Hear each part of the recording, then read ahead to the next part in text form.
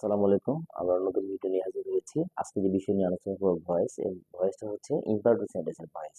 সেটা হচ্ছে কি, মূল ভার্ব যুক্ত ইমপারফেক্ট সেন্টেন্সকে যখন প্যাসিভ ভয়েস করতে যাব, অবশ্যই প্রথমে কি আসতে হবে? লেট।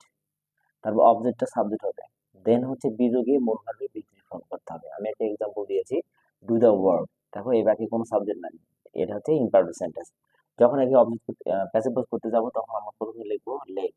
অবজেক্টটা হচ্ছে the work, let the work. তারপর বিযোগে মূল ভার্বে পাস্ট পার্টিসিপল ফর্ম ডু থাকলে ডান। এখন প্রশ্ন হলো, সেটা যদি নেগেটিভ নেগেটিভ হয় সেক্ষেত্রে আমরা কি করবো? তাহলে সেক্ষেত্রে আমরা লেট এর পরে অবশ্যই নট বসাবো। মনে রাখতে হবে, লেট বসার পরে নট বসাতে হবে। তারপর দ্বিতীয় অবজেক্টকে দে ওয়ার্ক, তারপর বিযোগে মূল ভার্বে পাস্ট পার্টিসিপল ফর্ম করতে হবে। আশা করি আমার ভিডিওটা সবাই বুঝতে পেরেছো।